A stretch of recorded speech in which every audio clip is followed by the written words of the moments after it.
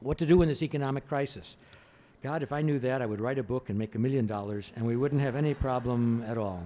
It's very complicated, and I think the government is trying very hard to meet it. We'll see if the way they're meeting it is going to succeed, but we should pray that it does, because a lot of people are out of work. A lot of families are very tried, as you know, because when you don't have money, then everybody begins to worry a lot, rightly so. When you're trying to help take care of your children and you don't have enough money, this is a terrible human tragedy, not just an economic crisis. And the church encourages people in a human tragedy to stay together. So we're now feeding 5 times the numbers of people we fed just a year ago through Catholic Charities. 5 times the number of people are coming.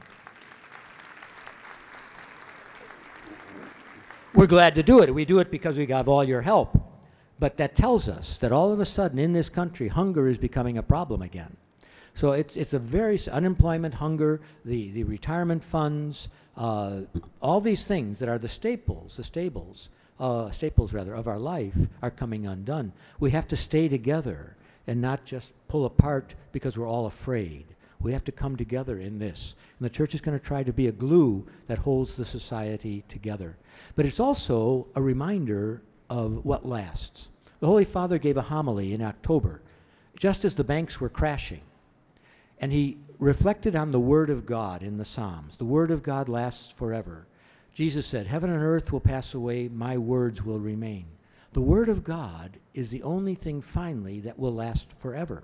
And we attach ourselves to that Word made flesh so that we will live forever in happiness in God's heavenly kingdom. And he said, we look around now, and banks that lasted for 100 years and that everybody depended upon were here yesterday, they're gone today. And political regimes have been overthrown.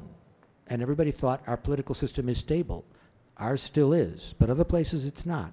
He said, so many things that are the works of the human beings whom God created in his image and likeness pass, and everything does. Everything changes. Everything passes. The only thing that is the same yesterday, today, and forever is Jesus Christ in the letter to the Hebrews yesterday, and Jesus Christ, the Word made flesh, and his words, his promises. That lasts forever. So maybe in the midst of this terrible crisis, people will begin to realize that you may have a new car today, but it's going to be reclaimed tomorrow.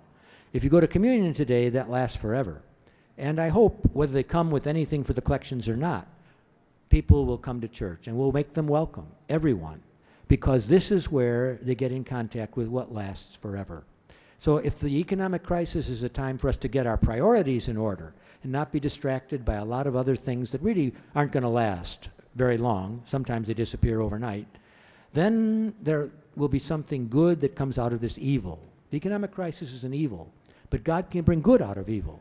And if he brings the conversion of so many of us and a further conversion of all of us, well, then something good has come about. So pray for that and tell people, you want to, attach to something that isn't going to be taken away from you, listen to the Word of God, receive the sacraments of the church.